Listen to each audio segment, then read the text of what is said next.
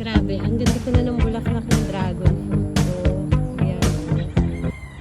Katuwa, ang daming bunga ng aming dragon fruit ngayon. Isa. Diba? Ayun pa, oh.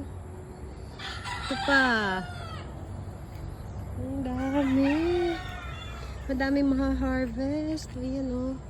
Ganda. Nakakatuwa. Yun pa. Yun pa. Yun lang to bumunga ng madami. Grabe. Dati kasi patatlo-tatlo lang. So, ayan pa.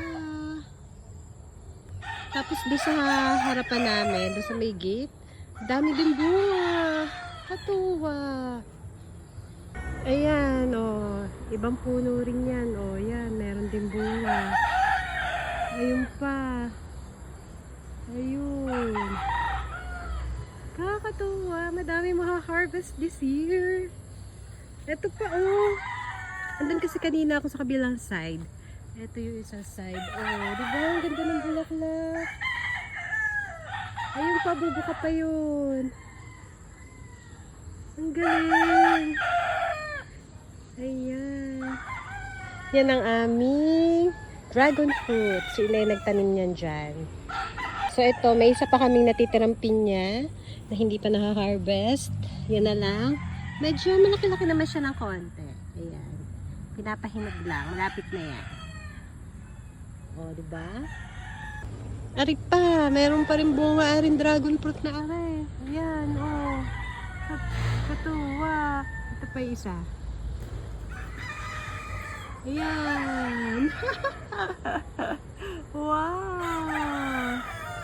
So, ayan. Papunta naman ako dito sa harap ng bahay namin. Kasi may bunga din kung ano eh. Dragon fruit dito. Tingnan natin. So, ayan.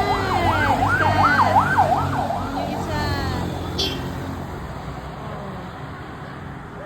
Ito yung sa harap ng bahay.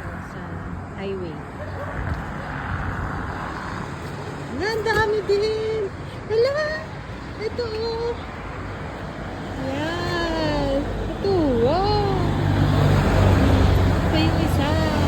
Oh, diba? Ayan.